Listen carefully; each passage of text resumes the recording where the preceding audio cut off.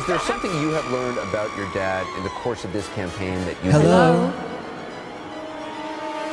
President Trump. So a little bit over a year ago, Melania Trump released her memoir, Melania. And in that year, I think I might be the only person who has read it. Melania Trump has always perplexed me quite a lot because, I mean, I can't help but kind of like her. There's a small part of me that roots for her. I think it's the gay guy in me.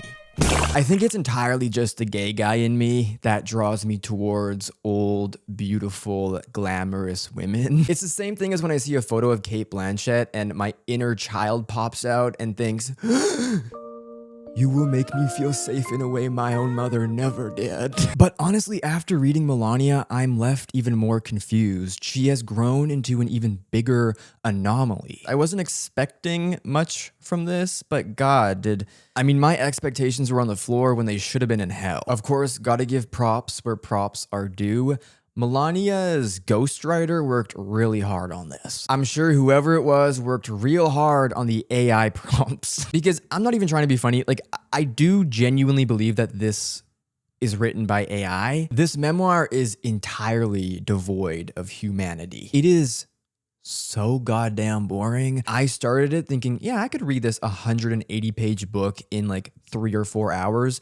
It took me 3 or 4 days because it's just what I realized is this is not a book that is meant to be read. It's a book that's simply just meant to be bought, which I should say too. I did buy this used. I waited a couple of months for a used copy to become available because honestly, buying this new, I would have felt like fucking APAC or Mark Zuckerberg, you know? I don't want to give the Trump family any of my money. When I tell you, when I opened the package that this book came in, which first of all, for some reason it was wrapped up in like 5 different plastic bags. As I just kept on ripping through plastic bag after plastic bag, I started to think, damn, am I about to get poisoned? Is there anthrax in this? But when I finally got to the core and I pulled this book out and I opened it and I saw on the dust jacket the price, my jaw just had to drop. But then after about 0.01 second, I clicked and I was like, oh yeah, this is a Trump that we are dealing with here. They are selling this book that doesn't even have an author. The author is an AI chatbot for 54 Canadian dollars.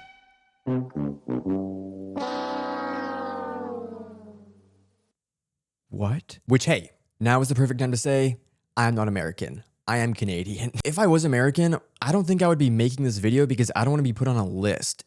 I'm not even American, and I think I already am on some type of list because in the past 3 videos, I've used this image of Donald Trump about 15 times. But I should say, I think that America is a wonderful country full of mostly wonderful people. It is truly heartbreaking seeing everything that's going on. My heart specifically goes out to trans folks and immigrants. I think it's beyond fucked up what they're doing to y'all. Okay, that was enough of sincerity minute.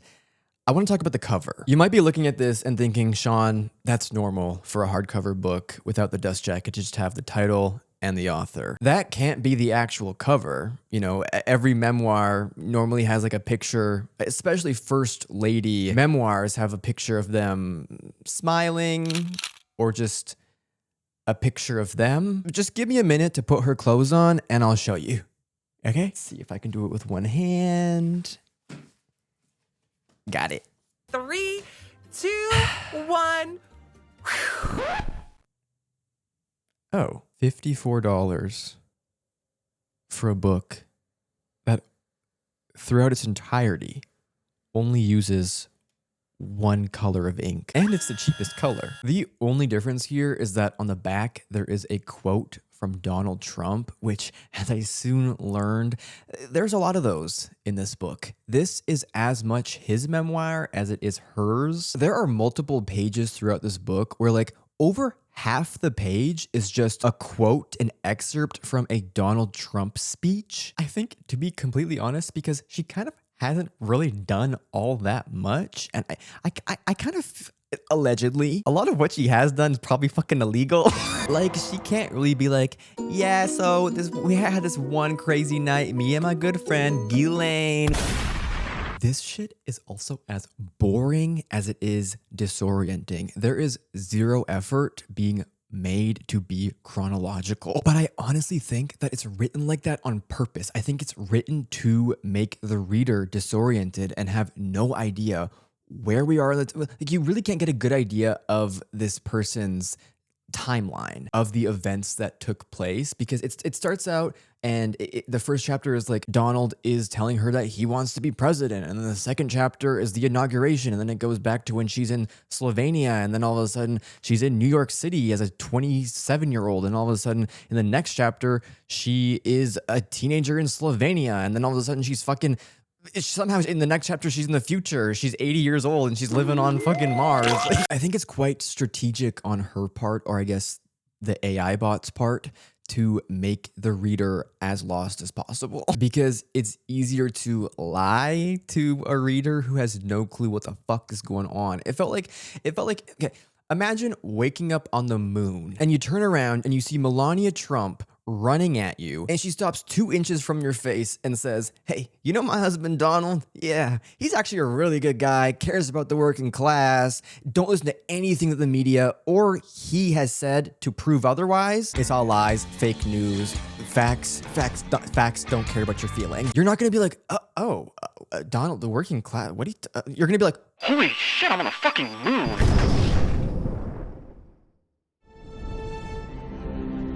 I was in the winter of my life. Now, I want to chat with you about something that is extremely important to me. It is the thing that made me realize I needed to read this book. That, of course, being the way in which Melania chose to promote her deeply personal memoir through a series of extremely eerie Instagram reels where she's pretending to be some gooned out Reddit Riddler. The loud knocking on my door sent a jolt through my body. The Secret Service agent told me I need to move. Safety was paramount, not just for me, but for the president and all of the other residents in the White House.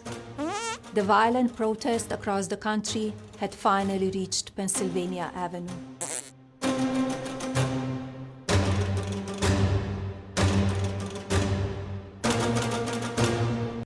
I'm sorry, I thought this was written by Melania Trump, not Stephen King. Why do I stand proudly behind my nude modeling work?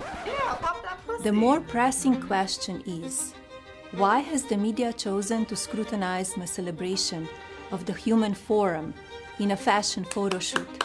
Are we no longer able to appreciate the beauty She's right. of the human body?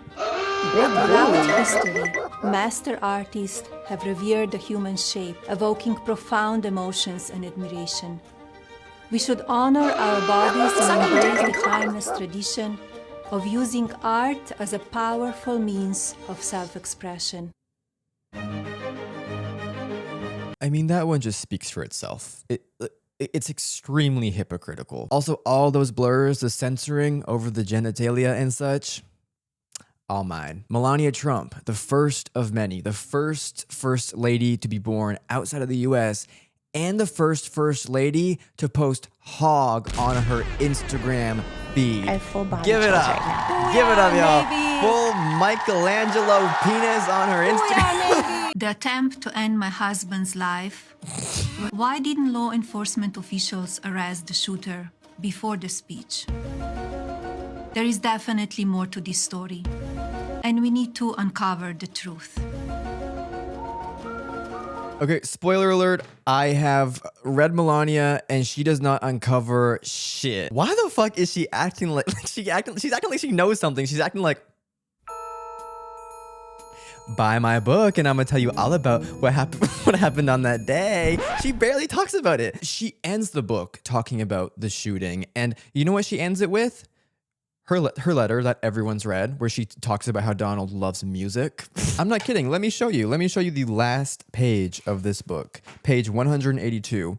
It's just the letter that she posted on Instagram. This book is just a collection of like quotes, and it's just filling the page, filling the page, filling the page. Reading this felt like I was reading a paper that I wrote in high school about something I did not give a single shit about. A paper I wrote where I went into it being like, okay, 2,500 words. all right, let me fill the page with nonsense. I'd be picking the longest quotes and including the entire thing. Like, that's what this book is. The final 2 pages of this book is a statement that she had put out like 5 months earlier. And then nothing else. Her ass couldn't even say to ChatGPT, hey, write a little closure chapter. Write a chapter where I kind of sum everything up and I just like say thank you to my fans and followers. It was just like, hey man, my husband got shot. Bruh. Here's a statement that I posted on IG a couple of months ago. Hey, let's get it. Hey, bye. Like, no, there wasn't even a bye. There's no bye. You're bye. I never imagined my privacy would be invaded by the government here in America. The FBI raided my home in Florida and searched through my personal belongings. This is not just my story. No, I kind of feel like that is just your story. It serves as a warning to all Americans. A reminder that our freedom and rights must be respected.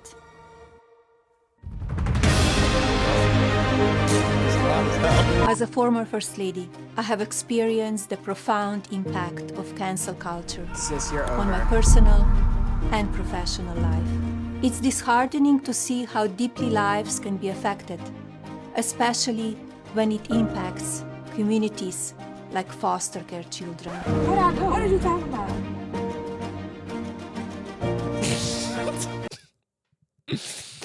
Just throwing that in there. No, the reason why she put that in there is because her First Lady initiative, it began with the most nothing thing ever, cyberbullying. And then what I can only assume a couple years into the first term, everyone was kind of like, hey girl, like cyberbullying you can't really do anything about. Like all you can really do is tell people to like turn off their computer. She got away with it for the first couple of years, but at some point I think people were starting being like, girl, this is not. So what she decided to do was to attach herself to foster care children, which, you know, would be great if she wasn't using them in the same video where she's talking about being canceled and to sell her book that she didn't write. Also, speaking of Melania being canceled, this book is quite literally Melania versus the media. She complains and complains and complains about how the media misrepresents her, how they mistreat her, which, hey, look, as an Amy Winehouse fan, yeah, the media kind of can suck a dick and die. She provides quite a few stories where she did some fucked up shit and then the media was like, hey, that's fucked up. And she was like, fuck you. Like she tries to spin some bullshit story about when she visited the border back in like 2018 when they were putting kids in cages and separating families. But she wore a jacket, a green jacket, and on the back of it, it said, I don't care. Do you? So obviously people saw that and they were like, why would you, like, what is the message you're sending here? Why would you wear this? And in this book, you guys, she explains why she wore it. It wasn't about the kids in cages. It was about the media. She wore that jacket as a message to the media. There's like layers and layers and layers that we just weren't seeing. She says here on page 143, if you want to read along, the media claimed the jacket meant I did not care about the children or the border, which was clearly not true. It was just another example of the media's irresponsible behavior. DD. Not so pale. Mega doo-doo. I'm sorry. You wore a jacket that says I don't give a f. It's literally said in white fake spray paint, I don't care. Who is the one that's being irresponsible here? It's crazy. It's nuts. Also, the reason that she gives, I'm sorry, this isn't funny. I don't know how to feel about this. It's kind of fucked up. The reason that she gives for wanting to end cyberbullying is Rosie O'Donnell called her son Barron maybe autistic. She was so offended by this She convened a roundtable discussion with executives from major tech companies, including Facebook, Google, Amazon, Snapchat, and Twitter. She claims to have been taken aback by the resistance that she encountered from the tech executives. They seemed to suggest that their ability to address harmful content was limited due to concerns about free speech. Yeah.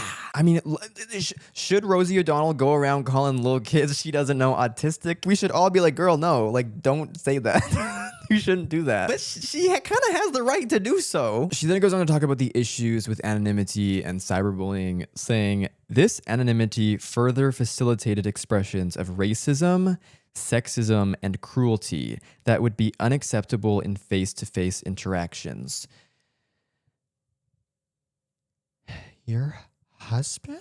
Cyberbullying is the only thing he is good at. Cyberbullying and being racist, sexist, and cruel is his whole entire thing. It's like if Barack Obama was fat as fuck, all while Michelle's going around to schools giving out apples and teaching Zumba classes to kids. Like, it's crazy. It's insane. She writes nonstop about how the media misrepresents her and they make her seem quite cold and cruel and not caring. But then this is how she chooses to represent herself. The cognitive dissonance is astounding. The way that she thinks she's representing herself versus the way that she's actually representing herself it couldn't be more different. When it comes time to promote her memoir, you know, as she told me in the book, she is an incredible business person. She's got her NFT, her Melania meme coin, very successful in the business world. So she must think, all right, this is my first lady memoir. Who am I trying to sell this to? Who is my demographic? Mothers and grandmothers across rural America. It's sweet Christian ladies who are baking cookies and driving their kids around to soccer practice. And her ass thinks, all right, I want to sell this book to them. Here's what I'm thinking. White background, black and white, half my face in the dark. Eerie Halloween music in the background. That's so fucking loud. It should feel as if there's a gun pointed to the back of my head and a knife at my stomach. I want it to seem like I'm stuck in a basement and I can't get out. I'm stuck. And the worst part is these people bought it. They bought the book. And listen, I already know what you're gonna say. She's not from here. She's Slovenian. That's the way that they behave in Slovenia. And I get that.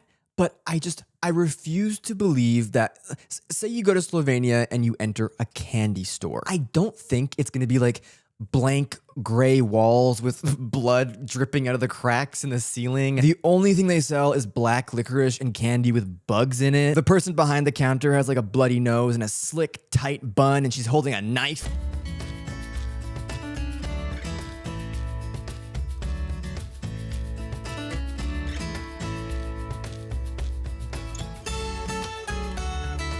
Like, they all try so hard to come off as human, but it is so difficult for them. It's impossible. It's never effective. What I learned about Melania in this book is that she has lived life on easy mode. She is extremely privileged, always has been. You know, she writes about growing up in Slovenia a bit, and at the time, it was a Yugoslavian republic, meaning communism. Up until 1991, when they gained their independence, when Melania was 21 years old. And I'm sure it was pretty repressive for most of the people there, but not Melania or her family. I found out that her mother was like a fashion designer for some very popular Slovenian clothing brand. Her father was a mechanic. She actually gives us the privilege of listing his exquisite car collection, including Ford Mustangs, German BMWs, Ford Cougar XR7s, prestigious Mercedes-Benzes, but her favorite was the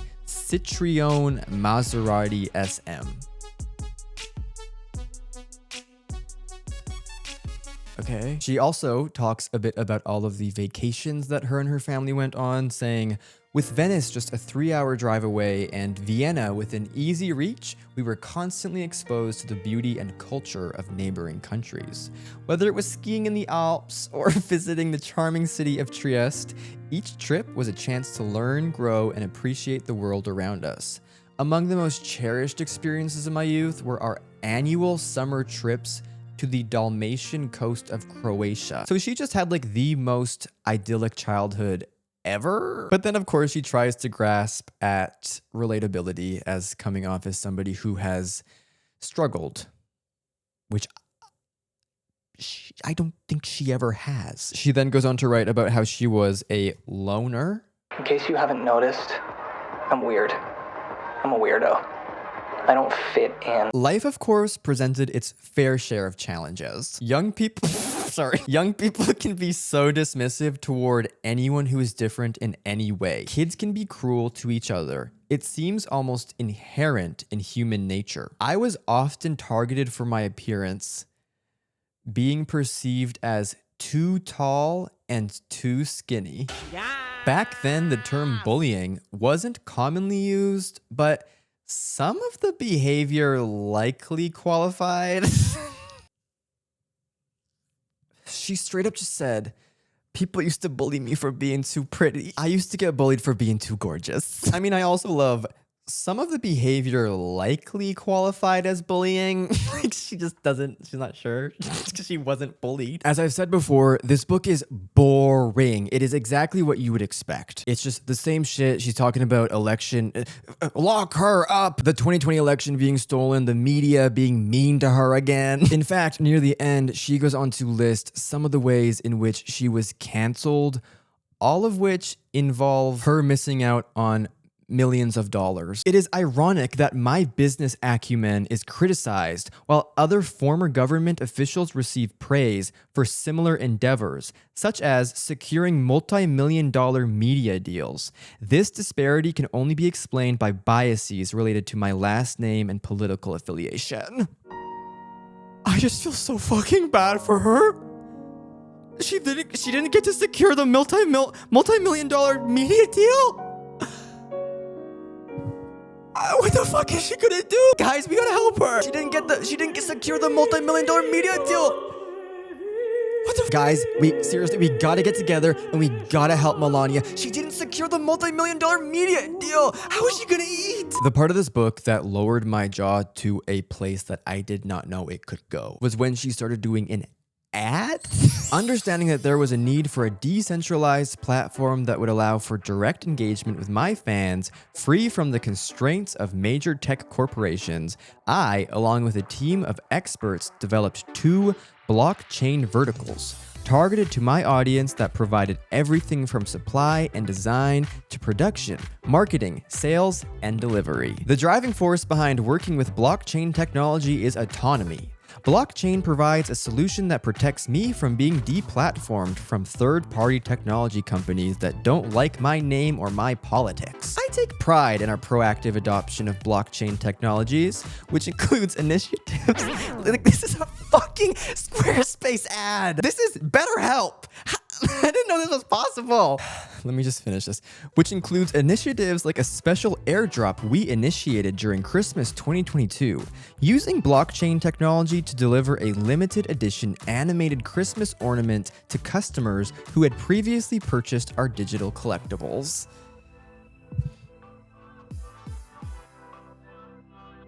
Who gives a about Christmas stuff and decoration? Could you imagine? You're reading The Glass Castle by Jeanette Walls, and out of nowhere, she's like, Rocket Money is helps me save money. This is, of course, alleged. I don't know. Listen, I did a little bit of Googling into this blockchain technology thing that she was paid to say at least, it seems, 20 times in this paragraph. But it's like Bitcoin. It's crypto shit. It's Ethereum. It's Peter Thiel. It's Antichrist shit. Truly flabbergasted. Like, I couldn't. It reads like an ad. Because I think she was paid by these blockchain. Like the website too, when you Google blockchain technologies, what comes up is Amazon web search. And I learned a little bit about blockchain technologies. To be honest, all that's crypto shit, I don't want to know. it's not my business. I already know too much, but all the information that I learned about blockchain technologies came from that website, and allegedly there's some collusion happening. But yeah, this book fucking sucks. It is beyond dystopian. It is so weird. There's like no human touch to it. And alongside lacking in humanity, it also lacks in substance. This is kind of just a list of things that happened to her. I genuinely would not be surprised if what they did was just go to her Wikipedia page, copy and paste that shit into ChatGPT and said, now write a memoir.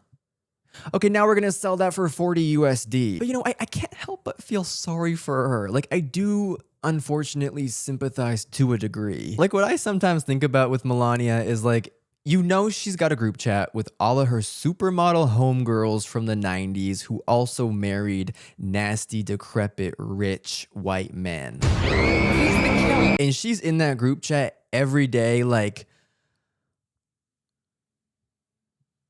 what the fuck did I do? I just wanted the Birkin. I just wanted a couple Cartier bracelets, a Birkin, and a penthouse overlooking Central Park. Now I gotta be the first lady of the United States twice. Like, let's just take a look. This is Melania first inauguration.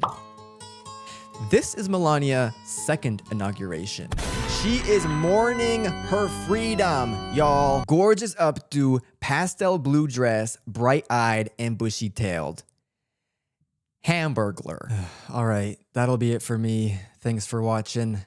Make sure to smash that like, comment, hashtag gays for Trump, and subscribe because you're not going to want to miss my next video where I will be starting my 7-part series, Transvestigating Tiffany Trump.